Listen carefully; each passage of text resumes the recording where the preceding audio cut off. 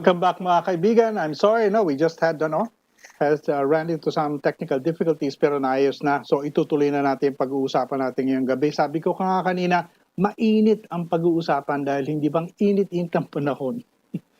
Sa mga summer months, siyempre gusto na natin pumunta sa beach, maligo at saka magsaya. Pero paano mo gagawin ito ngayong pandemya? Unang-una, may trabaho ka, nag-work from home.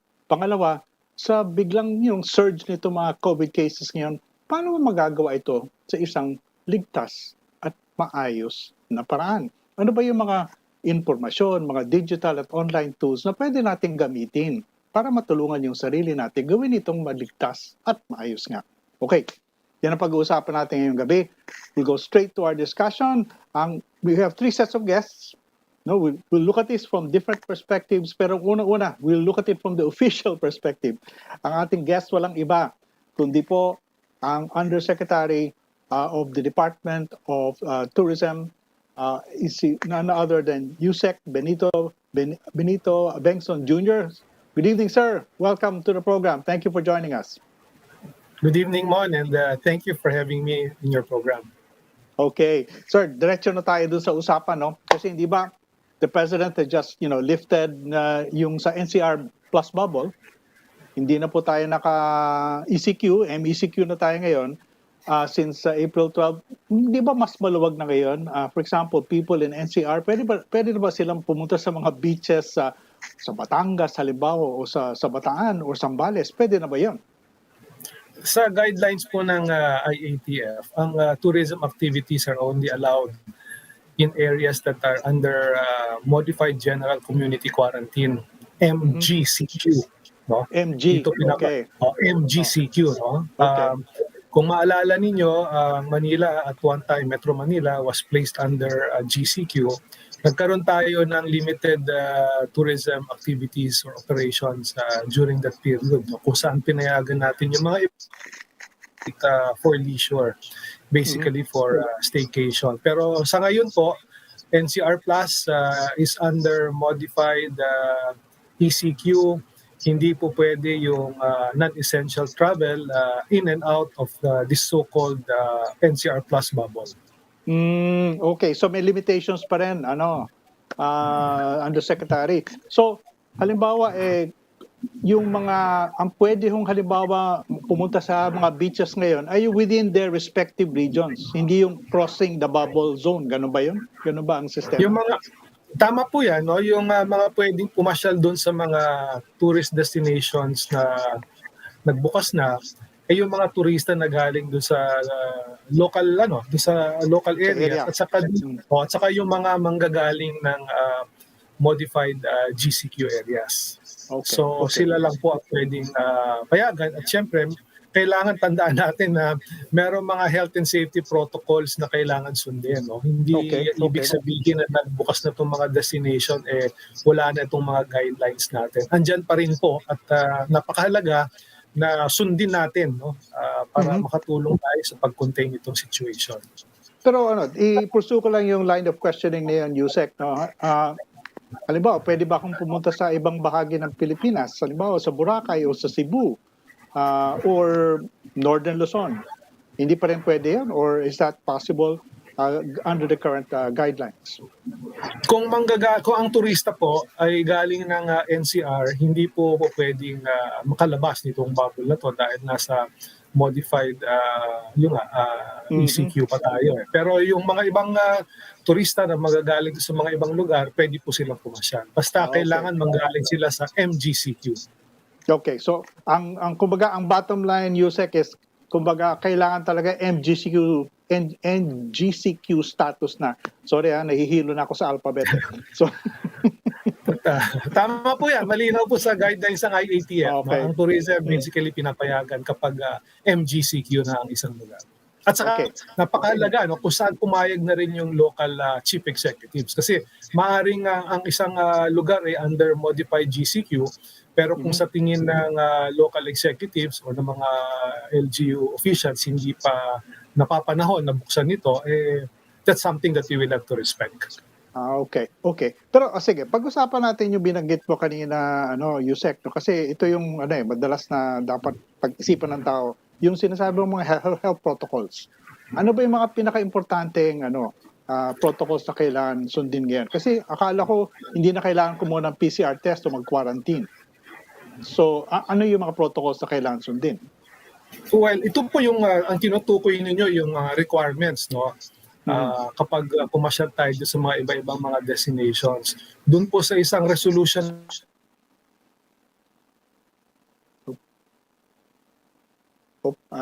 Sandali, we're having a little problem na, mga kaibigan. Ayan, yan. Okay. Tinanong namin yung mga respondents, no, about 7,000 respondents. Sabi namin, ano ba yung pinaka-inconvenient na factor? So lumabas dun sa survey na ginawa namin no December, we interviewed about 7,000 respondents. Number one is yung iba-iba yung mga requirements o protocols sa mga local government units. Pero ito po, na-address na to dahil gaya na binanggit ko, nagkaroon po ng resolution yung IATF, tinanggal na lahat itong mga dating requirements, yung PNP clearance, barangay clearance, health certificate. Ang nire-require na lang po itong negative test result ng RT-PCR, but only if the LGU will require. I see. So option yon ng LGU. Pero paano kung malalaman ng mga tao? How can people find out where, halimbawa sa isang lugar na pupunta sila, is there may online source ba na pwede silang tignan para malaman kung may requirement ng PCR test? May mga iba-ibang mga booking platform yung mga LGUs. No? Kami naman sa Department of Tourism, kino-consolidate namin yan. So yung turista pwedeng pumunta dun sa app.philippines.travel, makikita nila yung mga featured destinations at saka yung listahan ng mga requirements. Pero Pakiulit nga, Yusek, nung app na yun para makuha ng mga kababayan natin. Philippine.travel, i-encode lang nila yon. That will lead them to the site, no, yung sa Department of Tourism. Lilitaw po yung list of the featured destinations at makikita yung iba-ibang mga requirements, no. Yung mga ibang LGUs, meron din silang sariling nakalink lang po kami. Pero ang mahalaga dito, nakikita natin yung listahan ng mga requirements. Okay. Ang hirap talaga nitong ginagawa natin na Yusek, no? Sabi nga ni Sec Berna, no, na kailangan steady and gradual yung gagawin nating pagbubukas. How do you do that under these kinds of circumstances ngayon? Well, tama yan. No? Mula nung mag-umpisa kami magbukas ng mga local destinations, of course, in partnership with the LGUs, nag-umpisa kami October Ang una naming siniguro merong health and safety guidelines doon sa lahat ng mga tourism establishments. So, sa mga hotels, sa mga resorts, yung mga tourist land transport, no? Pagdating sa tour operators, meron din. So, lahat ng mga touch points, no, doon sa customer journey, sinigurado natin na merong mga health and safety protocols. Hindi naman ito nalalayo doon sa mga minimum public health standards. No?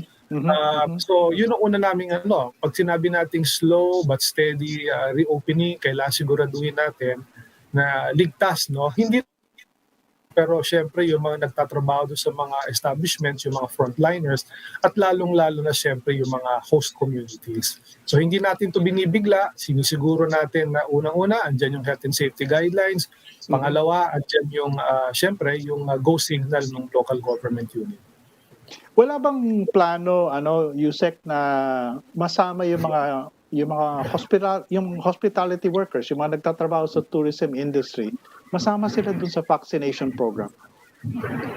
Sinama po namin yan. No? We made representations already with the National Task Force. No? Yan ang instruction ni Secretary Berna na isama dun sa request namin na ma-prioritize yung mga frontliners sa tourism. No? Okay. Now, that's on the side of vaccination. Pero, Yusek, can you give us, let's say, an idea, some areas of the country na medyo mas maluwag-luwag pa dahil hindi naman ganun kataas ang bilang ng mga COVID cases dun sa area na yun? Are there places in the Visayas, let's say, or Luzon, etc., para magkaroon ng idea ng anong mga options that are open or available. Oo, may mga ano naman yan no? Siguro baka ma-accuse ako ng favoritism. No? May mga destinations yan sa Luzon, Visayas, Mindanao. Again, ang titingnan lamang po nila dyan is yung mga modified ECQ areas. No? Yung ano lang, kasi ang sitwasyon lang kasi ngayon is that because of the current situation, no? Maraming mga lugar na naghigpit, no. Pero ang nakikita naman namin is we will be able to recover soon enough, no, kapag na-contain na itong situation, dahil sinasabi nga namin yung appetite ng Pilipino sa pagbabiyahe andyan pa rin. At lalong-lalo na tatandaan natin summer ngayon. This is really the peak travel period, no, para sa ating mga Pilipino. At ang nakikita namin, basta bigyan ng go signal ng mga authorities na bumiyahe, babiyahe na rin babiyahe yan ng kusa, no. Kasi i-share ko lang sa inyo doon din sa survey na lumabas, no. Ang sabi ng mga respondents kailangan nilang bumiyahe to maintain their sanity. 'Yun ang lumabas mismo dun sa survey namin. So, naintindihan naman namin, kaya kailangan talagang pagtulungan natin to para makabalik na tayo doon sa ating pagbabiyahe, no, domestically. Well, Yusek, before we end this portion of the interview, I understand na meron kayong discussions ngayon na gusto ninyong gamitin yung sa international travel naman ito, ha. Gusto raw niyong gamitin yung IATA Travel Pass technology. Ano ang status ho nito at paano ho ito makakatulong dun sa gustong bumiyahe internationally? Well, ang konsepto nito ng IATA Travel Pass, meron kang platform facilitate, no, the movement of travelers across borders, no. It is also it's also a way to help authenticate yung mga documents. So itong konsepto na to pinag-aaralan namin ng mabuti, kasi pagdating sa panahon na bubuksan na natin yung mga international borders natin, no, to foreign tourists, tingin namin makakatulong ito sa pag-facilitate ng travel. Is it something that you have on your mobile phone? App po ito. This will be i-load mo yung app sa telepono mo at i-guide kayo, no, step by step. Okay. Undersecretary, thank you very much for your time. Maraming salamat for joining us. No, standby lang ho, kasi we'll see if we can still bring you back later on for the question and answer forum of the portion of the program. So, sige, maraming salamat, Yusek. Okay? Thank you. Thank you very much. Now, let's go on to our next guest. No? She is the co-founder of a program called Work from Paradise. Okay? Work from Paradise. Pwede ba yun? Can you work from paradise?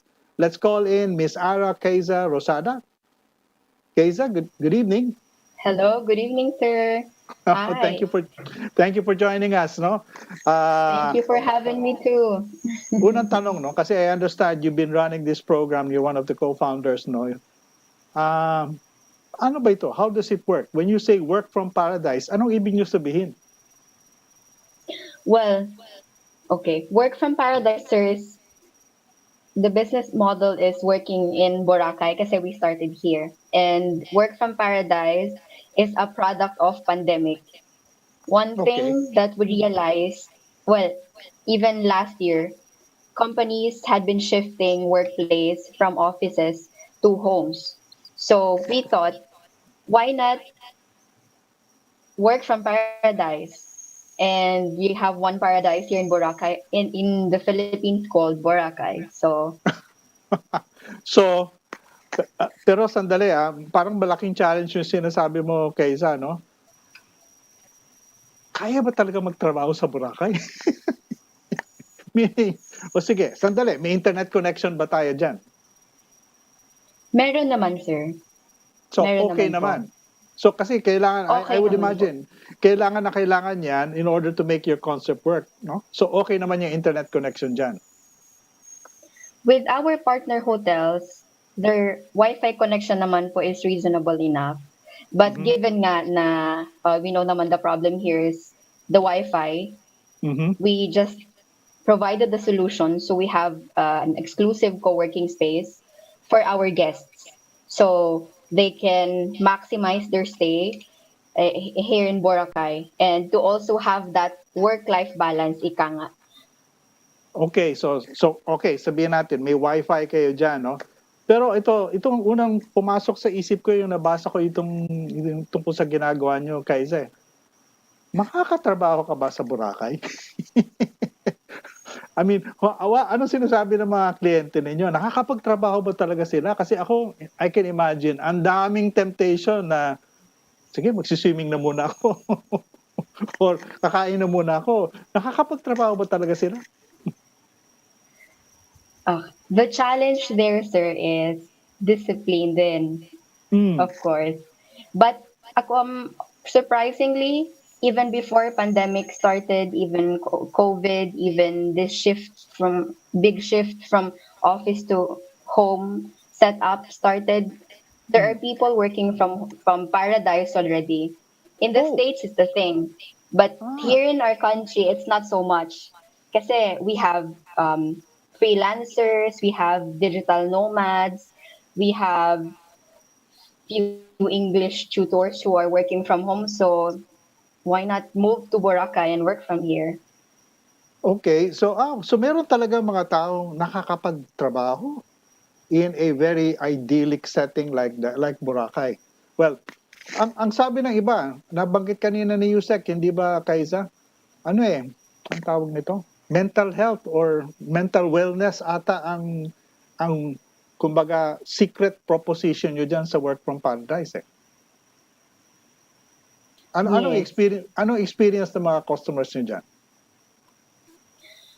Well, working, I mean, when you're in the office, it's a different stress. And given nga na pandemic, we are, we are experiencing lots of stress. Working here in Boracay is one, it's like a medicine for workers, to be honest.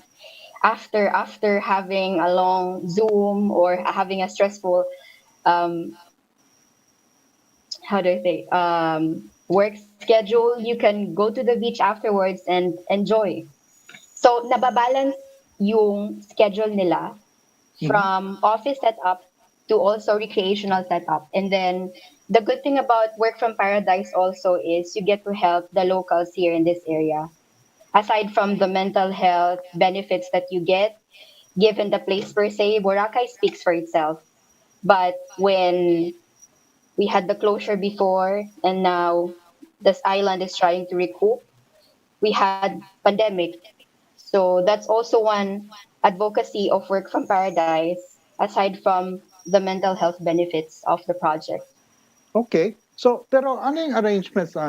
Sinabi mo kanina, Kaiza, na meron kayong parang workspaces that some of your partners have developed. Ano yung workspaces na yun? We have one co-working space po, but that's Mhm. exclusive for our guests to also avoid the spread of COVID. Just Mhm. making sure lang for the safety of our guests din. Kasi that's number one problem here in Boracay, Mm. the Wi-Fi talaga. So some people need stronger connections. So we have to improvise as well. We also have to provide solutions for that. Aha. Okay. Yes. So, kumbaga, meron kayong you allocate a specific area for your guests no, who are part of this program. At doon sa area niyo, doon Mhm. kayo naglalagay ng Wi-Fi. Okay? So, Mm-mm. pero A paano yung stronger mga Wi-Fi connection, sir. okay. So kumbaga mas mabilis na connection. But how do Yes. you also take care naman of the health concerns, no? Kasi siyempre, no, sa panahon na ito, yun ang isang parating iniisip ng mga tao. So, what measures do you take in order to ensure that, hindi sila magkakasakit habang nandyan sila? Before tourists fly in here po, Boracay requires the RT-PCR result. And then afterwards, when they go here in the island, we also follow the guidelines of our local government, social distancing, proper wearing of face masks, Mhm, and we mhm, also have few sanitations inside the co-working space. So we are very strict inside just mhm. to just in case lang that Okay. someone Okay. has it, or but surprisingly no naman po. And as of yesterday, it's a positive news kasi it's all recoveries and we have 0 cases. Okay. So That's good. That's good. Pero, okay. Anong klaseng, what type of people do you get as customers, no? Para sa ganitong klaseng program. These are, I suppose, mostly office workers, hindi ba? Yung mga nagwo-work from home. yes, yes, sir. Actually, it's a mixture of freelancers and digital nomads, and also people Mm, who shifted from office-based jobs to work from home setups. That's why they go here kasi um, it's all for their mental health. It's also for them to enjoy Boracay Island right now. oh. Pero, It's how long do they stay there, Kaisa? I mean, is it isang weekend, isang linggo? I mean, how long do they stay? majority of them get a weekly rate muna for now because they want to try it first. And Mhm. then from that, they extend for 1 week, few extends for 1 month. And it's all positive feedback naman. And they're happy. They're happy because the prices are way cheap given it's Boracay.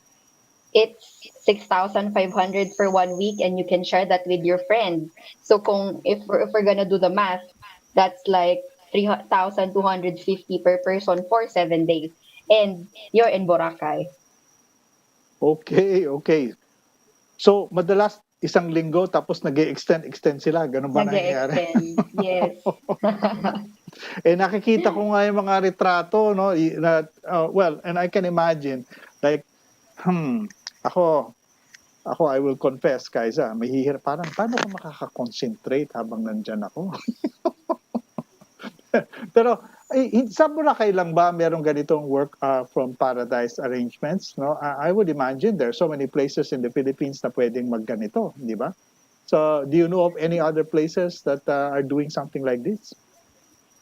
That are offering work from paradise setup. Sir, yes. Mm. Up north, La Mhm. Union opened as Ah, well. Siargao, I think. We also have Bohol. So it's okay. everywhere. Everywhere, yeah, everywhere. They're adapting to our new norm, ika nga, na of working from home. Kasi we believe, working from home is the new Netflix of working. Mm.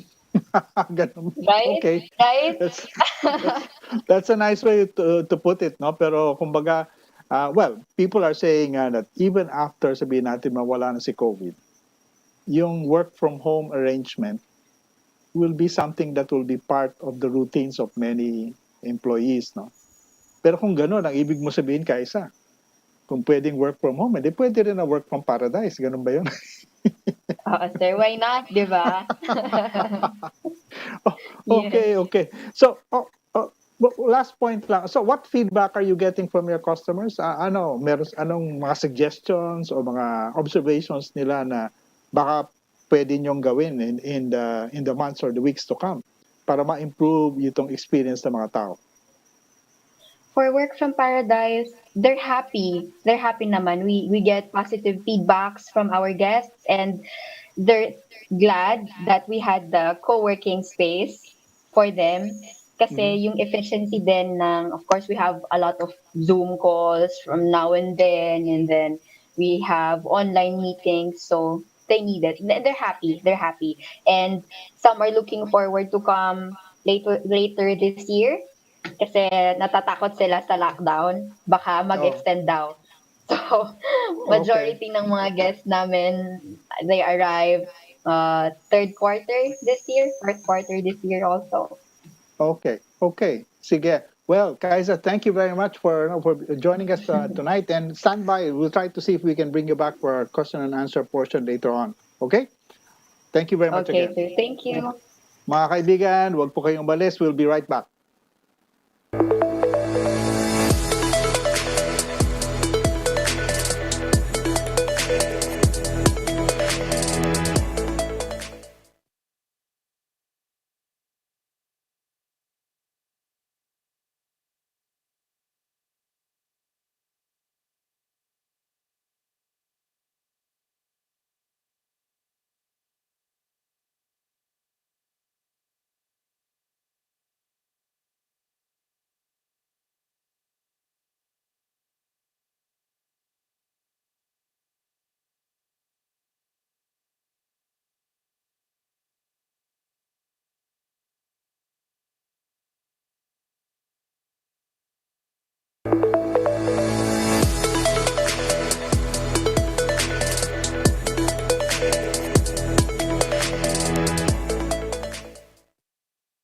Welcome back mga kaibigan. Ang pinag-uusapan natin ngayong gabi, paano ba magbakasyon sa panahon ng COVID sa isang ligtas at ayos na paraan? Okay, nakita na natin, pinag-usapan natin, pwede palang mag-work from paradise.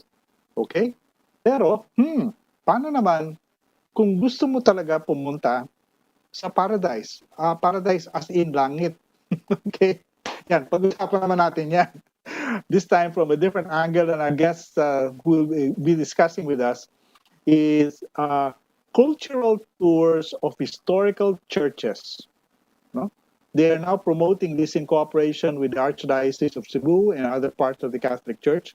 And they have been developing mobile apps na magagamit ng mga tao sa kanilang mga smartphones para gawin ito mga cultural tours na ito. At para ipaliwanag, kasama po natin si Mr. Max Limpag, co-founder po ng isang digital applications company called Innopub. Good evening, Max. Good evening, sir. Okay, thank you for joining us. And also with us, si Des Gocotano. She is the Visayas Mindanao Manager for Community Affairs of Smart Communications na sumusuporta sa programang ito kasama ang Innopub. Good evening, Des. Welcome to the program. Maayong gabi, Sir Mon, and thank you for inviting us sa program. Mayong gabi. Sige, okay, let's jump straight into the program kasi medyo gipit tayo sa oras ngayon. Okay, what are you doing? Why are you pushing? Saan nagsimula itong program na ito na pushing cultural historical tourism, focusing on Catholic churches, historical churches in parts of Visayas and Mindanao? Paano nagsimula ito? Well, sir, this is an expansion of an long-standing collaboration between us and Smart Communications, yung digital tourism, using technology to deliver tourism, cultural, and historical information, which has its roots in an incident in Bohol during a personal trip. More than 10 years ago, we were there. We wanted to go around, so we took a tricycle, and then yung driver, without prior arrangement and even a prompt, took it upon himself to serve as our tour guide and said that we were looking at the area where the sandugo happened, yung blood compact. So we believed him. We thought doon talaga nangyari, pa-picture, imagine yung historical implication, only to find out later, hindi pala. Yung site is like a few kilometers away and then may dispute pa during that time. So we wanted to tap technology to deliver yung curated na information that used to be available only to yung mga academics. We wanted to make it available to people through technologies like the mobile phone. So linalagay nyo yung impormasyon na yan sa mga mobile apps para Yes, and ida-download lang. Pupunta ko sa lugar na yan, ida-download ko yung mobile app that covers that area. Ganon yun. yes. Dalawang components, sir. Yung mobile app is you can download ahead para you have all this information. You go to a place, you go around, andun yung information. But we also have yung tinatawag na interactive markers na like your typical tourism marker, may mga information, but when you scan yung QR code or you tap yung NFC, mada-download yung information about that specific site or structure. Okay. Pero Des, how did Smart get involved in this? Bakit interesado kayo dito sa mga ganitong digital tourism? We supported this digital program, Sir Mon, kasi alam naman natin na yung mga travelers, tourists, rely heavily on their smartphones as a source of information to help them in their travels, di ba? So we decided to develop mobile applications that would help also promote tourism and cultural history in cultural destinations. Kagaya po ng mga simbahan. Pero alam mo, iba yan, kasi usually pag sinasabi natin turista, ang iniisip na, katulad, magbe-beach, pupunta sa mga natural beauty spots, etc. Hindi masyadong napag-uusapan na madalas yung historical at cultural tourism. Pero attractive ba ito talaga sa mga tao? Max, ano bang experience mo? Yes, sir. Because, yung impression mo of a place depends on yung mga stories doon. And often, what sticks are yung stories of the place. And typically yung mga historical, mga snippets, yung mga cultural na mga information, yan yung very interesting, which is something na we found while doing the project. Okay. So, I think let's get to the current situation now kasi meron kayong mobile app na dinevelop for the 500th anniversary of Christianity. No?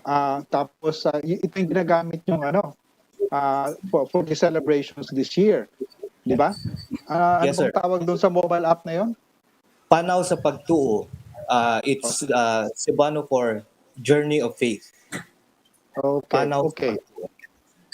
Okay. Can we discuss that particular app? I understand that kasi I downloaded it, no? Ang medyo nagulat ako, meron na kayong VR doon, virtual reality video Yeah. na Yes, sir. ginagamit Um, para tignan yung yung mga simbahan. Aaron, can we show ano bang pwede natin ipakita ng video? I think we have one video sa Argao. Yes, that's Argao. ito ba ay sa Argao? Argao ba this? Yeah, I think so. No, Argao. Yes, yes. This is our Ito. Okay, so nakikita ito, this is not the actual experience, no? Kung yung cellphone mo, ang ginagamit mo Yeah. para tignan itong video. How does it work, Max? If you use your phone, sir, so if you go around, parang iikot-ikot mo yung phone mo, parang you're inside the church din. Naikot-ikot mo rin. If you want to view the ceiling, yung mga other elements sa side, pwede mong maikot-ikot. Okay. And then if you use yung goggles, mas immersive siya. Nga, no, kung may goggles ka pa, no? Mm. I think we have another video. Can we show that other video again this time? Ito naman. Where Bantayan. is this? Bantayan. Bantayan, sir. The Saints Peter and Paul Parish. Ito yung mayroon magandang mga murals Ceiling doon sa Yeah. ceiling. Yeah. Wow, ang ganda naman talaga nitong. That is also the oldest parish in Cebu. Ganon? Yes, Yes, because sir. yan dyan, di ba, dyan naglanding ata yung mga di ba? Mga Kastila, no? Yeah. Kasi siya, sir, parang station siya ng mga missionaries papuntang Iloilo and all these nearby places. Okay. So, with these apps, no, people can get a view of anong pwede nila makita kung pumunta sila doon sa mga churches, no? Pero, okay. But why should they go pa to the church if they can already see this? Ang ganda-ganda pala ng itsura ng simbahan. What can they experience more if they go to these churches? We see the app, sir, as parang companion mo when you travel to a place. For instance, outside the St. Michael the Archangel Parish in Argao, may low wall dyan na andun yung bas-relief ng mga stations of the cross. If you go there, you won't have an idea pang ilang station to, what happened here sa station na to. Kasi siya, symbols siya. So you have like the heart of Jesus, andun yung heart of Mary para yung station na Jesus meeting Mary, ganon. You have the app, you will see parang a reference of yung mga stations. So you're able to appreciate more what you're seeing kasi may reference ka. You're able to understand the story.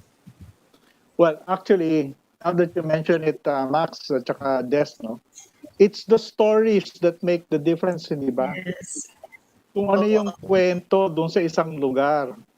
Halimbawa, Des, favorite ko yan sa Bantayan. It's one of the few areas in the country na pwede kang magpiesta habang sa Holy Week, di ba? Yes, sir. Pwede pa silang kumain ng baboy pag Holy Week. Paano nangyari yun? Kasi dati daw, sir, di ba, fishing ang kanilang main source of livelihood. So it's only during Holy Week that hindi kasi sila nakakapagpangisda because of the traditions, the events that they have to attend. So kaya pinayagan po silang kumain na ng baboy. Ganon. O sige. Oo. Kailangan pala tayong mangisda para pwede tayong magpista during Holy Week, no? And then, Pero, sir, when you scan the marker sa church, makikita mo yung actual na yung PayPal bull na nagsasabi na they are allowed to do that. Yes. Kasama doon sa information na i-deliver. Andun yung order na they're allowed to do that. And, So and this bad was news, yeah, and bad news expired na. So they're expired no na. longer actually allowed to do that. Yeah, may ano kasi, may time doon. Pero talaga nagkaroon ng PayPal order Yes, sir. na pwede Yes, sir. silang kumain ng baboy sa Holy Week, ganun. Or something Well, sa yeah. Andun yun, makikita mo. meron talaga mga lugar na swerteng-swerte, no? Pero, pero marami nga mga story ang ganyan, and I think that's what makes historical and cultural tourism so interesting. Meron pang isa, I think we have the visual for that. Max, yung kwento tungkol sa ano, yan, yung statue ni Lapu-Lapu. Lapu-Lapu. Okay? Yeah. Can you explain this one? Oh, sige nga. Sir, to the right is yung current statue na parang historians are making fun of it. Ba't sila Lapu-Lapu? Ba't dala niya yung staff? Yung parang shepherd siya. He was a warrior. But actually, when it was put up, yung statue yung picture na nasa left, Lapu-Lapu carrying a bow and arrow, but this time, he was facing yung old na munisipyo. Ang nangyari, this was put up in, I think, 1933. 3 mayors died in office, one after the other. Si Mayor Ano? Rito de la Serna, Mayor Gregorio de la Serna, then Mayor Simeon Amodia. Yung pang-apat na mayor, the people blamed the statue kasi sunod-sunod. Very short ang terms, namatay in office. They blamed the statue kasi naka-face bow and arrow sa munisipyo. So what yung mayor did was tinanggal yung bow and arrow, pinalitan. Parang may ano pa yun, I think it was a bolo, then ninakaw daw for a souvenir until eventually what you see right now, yung parang staff na ano. And apparently it worked kasi yung mayor na nag-order nun is the longest serving mayor of Lapu-Lapu City. Served as mayor from I think 1938, 39 until mga 1960s when Lapu-Lapu became when Opon it was then the town of Opon when Opon became Lapu-Lapu City. So it worked. Well, magaling yung mayor na yun. Kumbaga, na-solve niya yung problema. But sir, when you Oh. ask people around, hindi nila alam yung story. Yung mga old-timers lang yung alam ng background of the statue. So what we did is we placed that marker there. So yung turista or anyone interested can just scan and then read all about it. And then makita yung photo na, ito pala yung statue dati. Okay, just to wrap this up, Max at saka Des, no? Moving forward, anong balak nyo? Okay, ngayon may 500th year anniversary, no? Pero after this, what will you do with this program? Des? Yeah. Sir, so for the Paano sa pagtuo, sir, we have the traveling exhibit. So we plan pag okay na and it's safe to travel na rin, sir. Tapos pag nagbubukas na yung mga eskwelahan, the traveling exhibit po, we plan to put it in schools for additional information sa mga sa mga estudyante. And for the Paano sa pagtuo mobile applications, yung it'll help them if it will help them how it would look like if they visit these churches that we feature sa mobile application. And then pangalawa po, pag magde-decide talaga silang pumunta doon, then the app would give them more information, vetted information that would make them better understand the significance and the historical value of these places. In that way, napapangalagaan at napipreserve po natin yung ating mga historical and cultural value po. And hopefully, Sir Max, we can extend it pa sa ibang mga lugar. Yeah. Well, yung nga, I was gonna ask that, aside from Cebu, are you planning to go elsewhere? I think you've been doing it already in some areas, like, di ba meron na sa Iloilo? At saka some Yes, other sir. places? Uh-huh. And we have all these other areas. And right now, sir, we're talking with the partners kasi we think this is a perfect way to travel in the new normal. Parang you have a personal protective bubble you go around kasi you interact only with your own device. You don't pass around yung mga pictures, di ba? So you can interact only with your own device, contactless yung delivery of information. And then we told our partners, better if sa app mismo, you have a section of ano ba talaga ang needed when you go there? Ano yung mga regulations? Ano yung mga everything? So because yan yung hassle of travel. When you go there, you don't know ano yung regulations, and then or minsan kalit quickly nag-change nag-order ng lockdown, yung mga ganon. So yung app, we work with the LGU, they have the ability to send out alerts. So yung turista, if let's say the provincial tourism office needs to alert yung mga tourists traveling right now in a certain location na, okay, you have until this afternoon to leave our place, otherwise you'll be locked out. So they can do that with the app because may alert mechanism. So you can also use this as an alert Yeah. channel, no? Yeah. Oh, For okay. the mga tourism apps working with the LGUs, yung Paano sa Pagtuo is really about church heritage and parang companion app with an actual traveling exhibit. Now, right now it's happening in SM City Cebu. So you go around, you scan, you have all these beautiful photos, you scan, you learn about the retablo, you learn about the church tiles and all these elements of the church na for regular people we don't have that much information about, but using technology we're able to deliver all these important context about elements of the church and of our faith.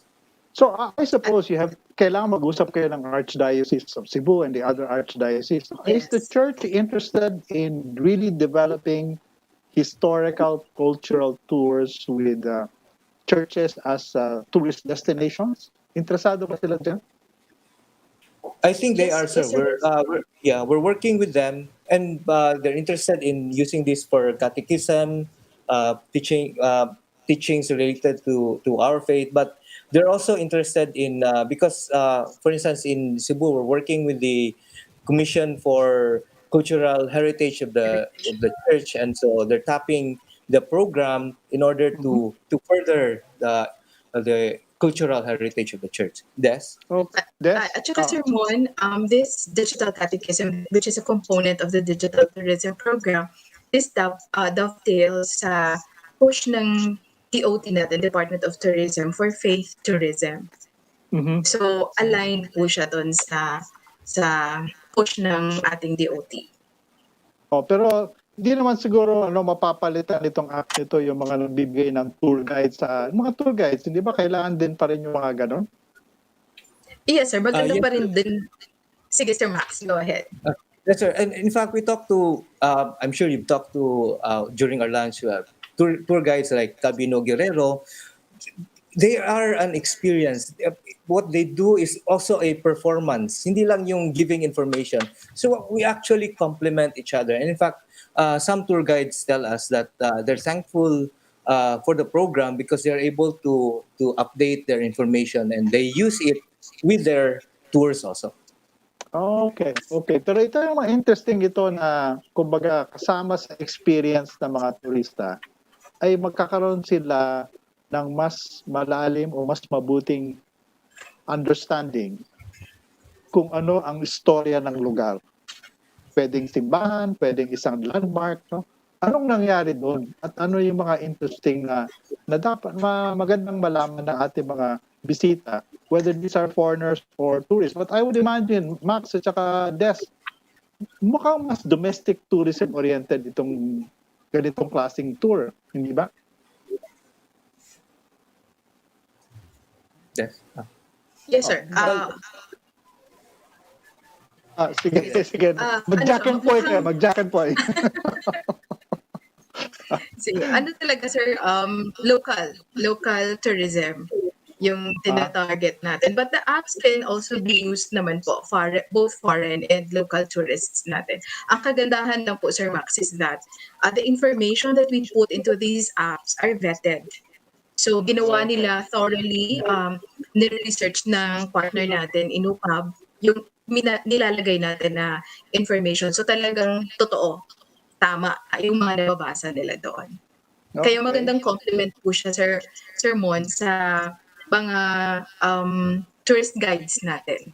And what's one thing nice also is that pag ini-introduce ito ng mga tourist guides doon sa travelers na hawak nila or kasama nila, parang may take home din yung mga turista natin. Nababalikan nila yung lugar. through the application, through the mobile app. So, okay, no, last question lang, Max. No, so what's next? No, gumagamit ka na ng VR, no? Ano pang pwedeng gamitin dyan sa mga mobile apps na to? Well, for us, sir, our goal really is to make sure yung mga information na to is made more widely available. And not just for tourists. Sabi nga ng isang Historical Affairs Commission, this is a perfect solution for a generation that wants to consume content in digital ways. Kasi hindi na nagbabasa ng mga printed na mga materials about all these historical structures. So what we're able to do is to make available content, vetted content na right now, limited, sometimes confined sa academic circles, we make it more widely available.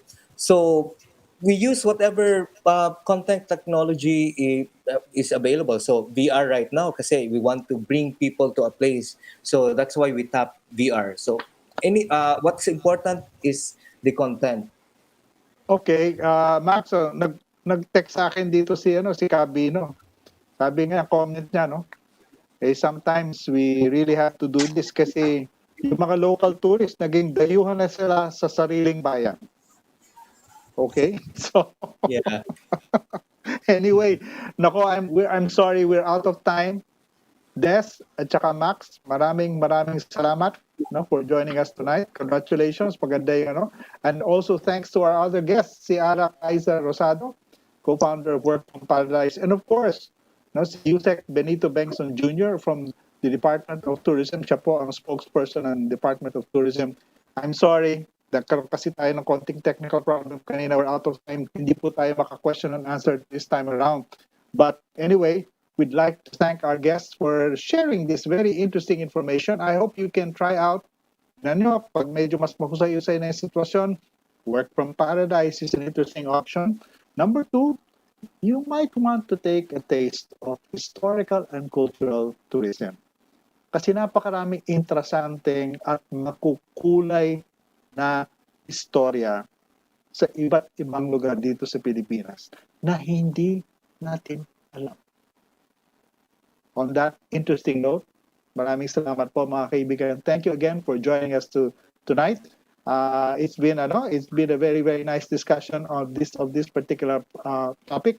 Maraming salamat po uli to our guests and of course to you, our audience, for joining us tonight. Laging tandaan, malaki ang pakinabang ng mga gadgets. Pero, teka muna.